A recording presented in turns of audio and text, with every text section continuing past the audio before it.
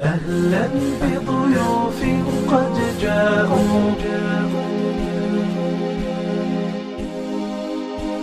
اجزهم الجنة يا باري. أهلا بضيوف قد جاءوا فبدوا كالنهر المنساب. السلام عليكم ورحمة الله تعالى وبركاته. أصحابتي دقالي والسلام مقعي ورحمة halka aad naga daawanaysaan waa Malaag maanta waxaan rabaa inaan idin share kareeyo 10 qodob oo aad si fudud ugu xifdin kartid Quraanka Kariimka ah.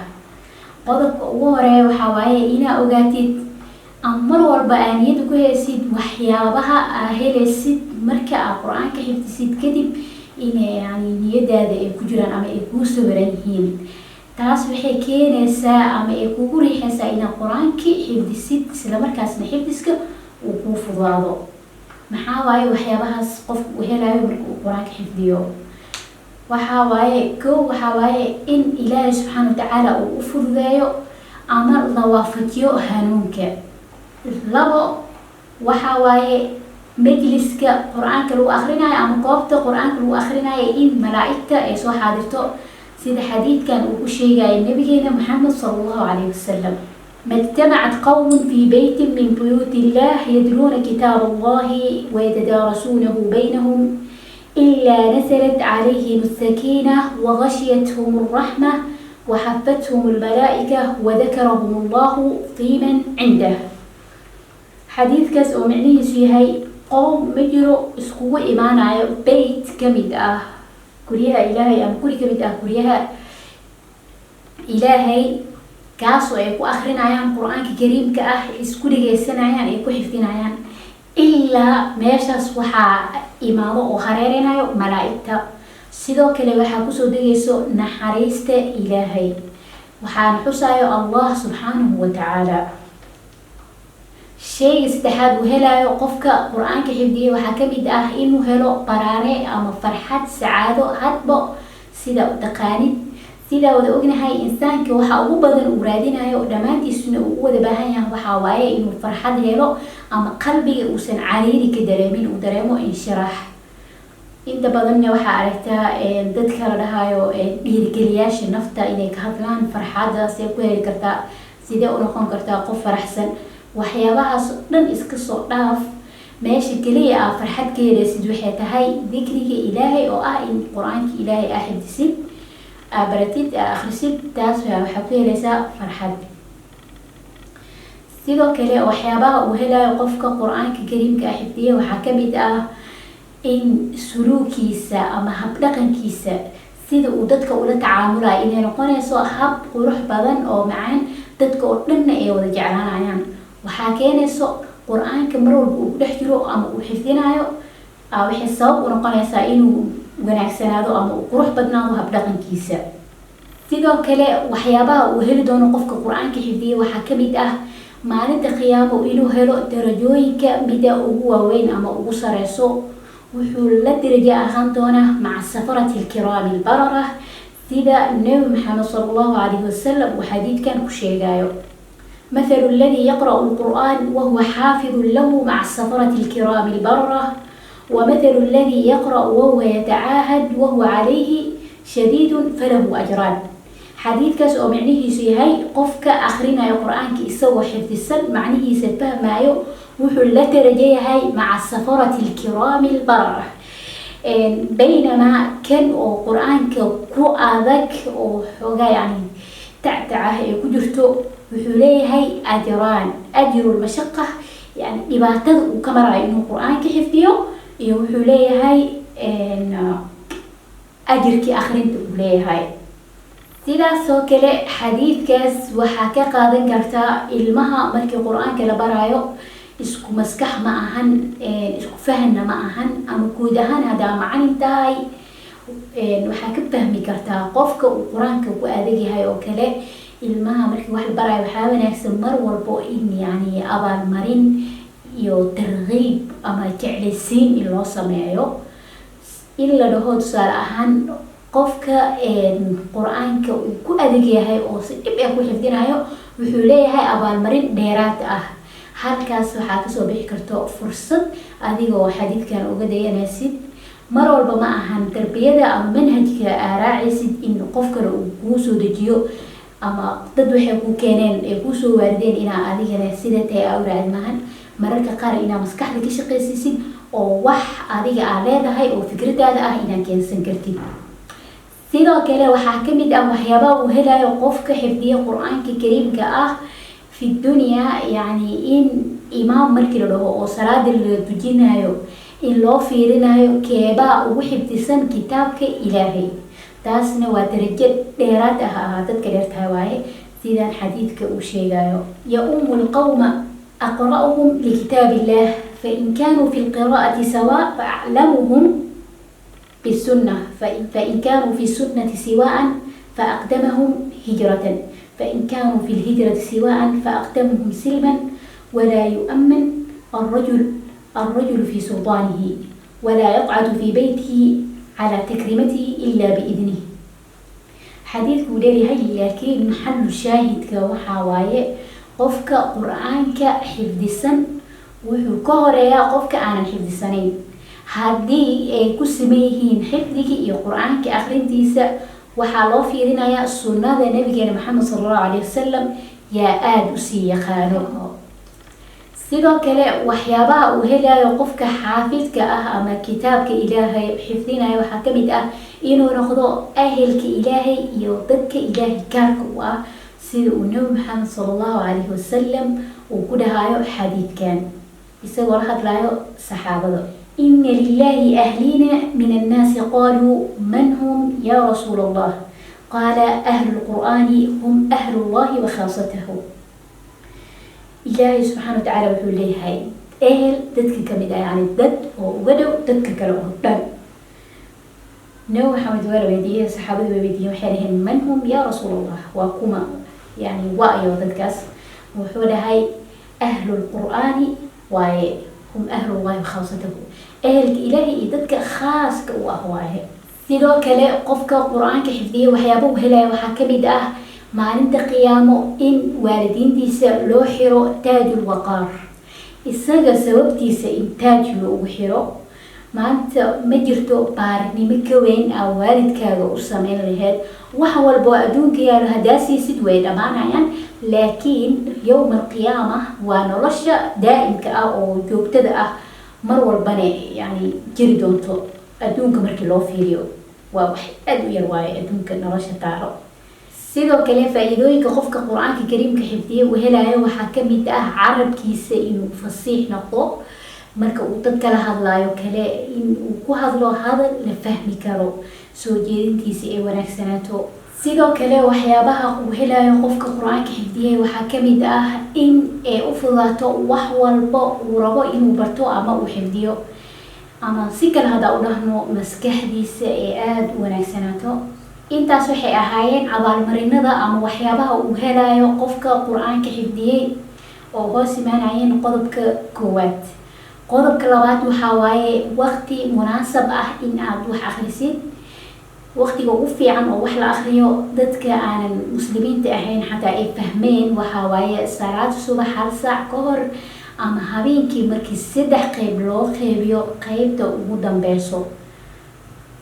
sidoo kale waqtiyada ay fiican tahay in la akhriyo waxaa waaye kalbihii oo kale subaxii hore aroortii waqtiyo oo xoogaa munaasab iska ah waaye aad wax akhrisan kartid. qodobka saddexaad waxaa waaye meesha aad ku akhrinaysid inaad si fiican iskaga fiirisid inaysan ahayn meel buuq badan. sidoo kale tarkiiskaaga waa inuu fiican yahay maskaxdaada inaysan wax kale ku mashquulsanayn ama adiga naftirkaada uusan barbareen ku haysanin. sidoo kale waxaa fiican xilliga aad wax akhrinaysid in nadaafadaada si fiican aad ugu dadaashid. ilkahoo kale haddaad soo cadaysatid oo afka nadiifsatid carabkaaga fasiix ayuu noqonayaa. qodobka afaraad waxaa waaye inaad ku celcelisid marar badan inaad ku celcelisid marka aad rabtid inaad wax samaysid ama shay un adduunyada kamid ah inaad meel ka gaartid waad u dulqaadataa waad sabartaa in badanna waa ku celcelisaa. maxaa ku diidaa inaad quraanka markaa xifdinaysid aad u sabartid wax badan aad ku celcelisid si aad u gaartid natiijooyinkii ama waxyaabihii aan hore usoo sheegnay si aad u heshid adduun iyo aakhiraba. qodobka shanaad waxaa waaye inaad kala qayqaybisid. kala qayqaybin waxaan ka wadaa tusaale ahaan kitaabka qur-aanka kaan soo qabanaynaa. taqsiim waxaan ka wadnaa inaad qaabkaan u akhrisid. tusaale ahaan waxaan xidinaynaa oo bakaan oo kale mithaal ka wadaa. واذكر أخا عاد إذ أنذر قومه بالأحقاف وقد خلت النذر من بين يديه ومن خلفه ألا تعبدوا إلا الله إني أخاف عليكم عذاب يوم عظيم قالوا أجئتنا لتأفكنا عن آلهتنا فأتنا بما تعدنا إن كنت من الصادقين قال إنما العلم عند الله وأبلغكم ما أرسلت به ولكني أراكم قوما تجهلون. إنا يعني بك مركا حفديني سيدو كلي أسان وكان قيب سديد بك اللبا أو قيب السيد إنتاس أسوا حفدي سيد هذا أنسو آخرين هذا أنا حفدي سيد قيب تكلي أو كولي من إسكدب إسكو سو حفديد بك إلا بك بلاغيس إلا لمات كيسينا إسكو سو حفديد. haddii uu qur-aanka kugu adag yahay oo kale waxaa samayn kartaa hal aayada xifdin kartaa. aayada markaa xifdisid isku dhigaysatid aayada labaada xifdine waa isku soo xire labadii aayadood waa isku soo xire. aayada saddexaad xifdine saddexdii aayada isku soo xire. aayada afaraad afartii isku soo xire ilaa inta aarabtid inaad xifdisid aad ka gaartid. فاجزهم الجنة يا باري فاجزهم الجنة يا باري. qodobka lixaad waxaa waaye inaad taleefankaaga ku tubtid codkaaga kadibna aad dib u dhageysatid sida hadda aan sameynayo oo kale. taleefankaa soo qaadayna.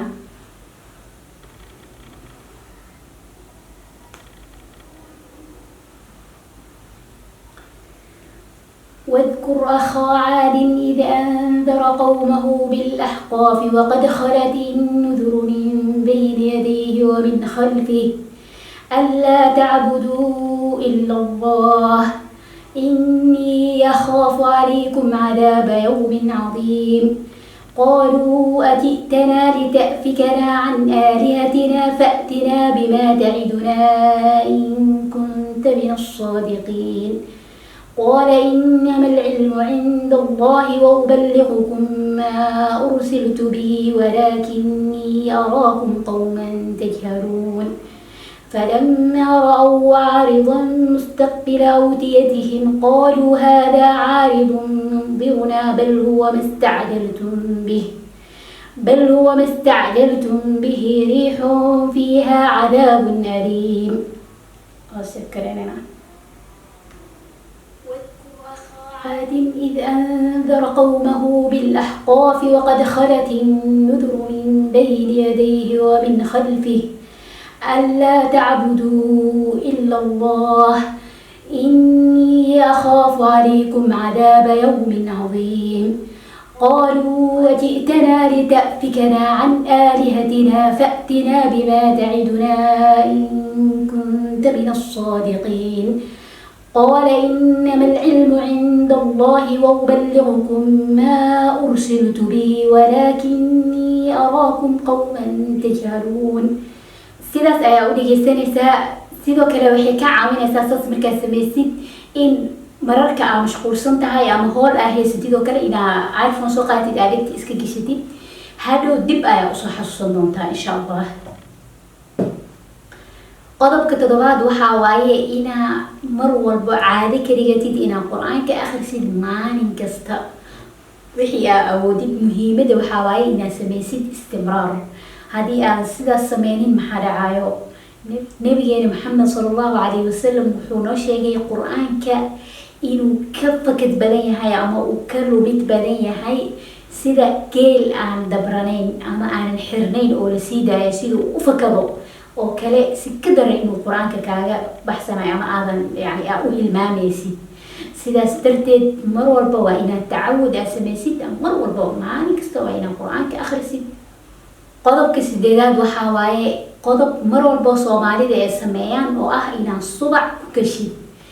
mar walba qur-aankii aa soo dhaftay xataa waxaa laga yaabaa inuusan kaaga baahanin xifdis fara badan ama inaad waqti badan aa gelisid mujarad subacaa ku gelaysaa yani taas waxay kaa caawinaysaa inuusan kaa lumin qur-aankii aa soo dhaftay xifdiskiina uu kusii kordho qodobka sagaalaad waxaa waaye in qur-aankii ama maqradii ama beki markaas aa akrinaysay in aad salaada ku tukatid salaad walbo aad tukanaysid laga soo bilaabo salaad subax ka hor xifdiska bilaabno mahano salaad subax markii la gaaro labada ragco ugu horeyso aad ku tukatid oo sunnada ah inaad ku tukatid labada ragco waajibka inaad ku tukatid haddaa qiyaamuleyl tukanaysid inaad ku tukatid waxaa kusoo xigo duhurkii inaad ku tukatid maqradii ama beki aa akrinaysa ragcooyinka oo dhan inaad ku tukatid 5 aayad 6 beg hadba sidaa u qaybin kartid inaad u qaybisid ragco kasto aa salaada ku tukatid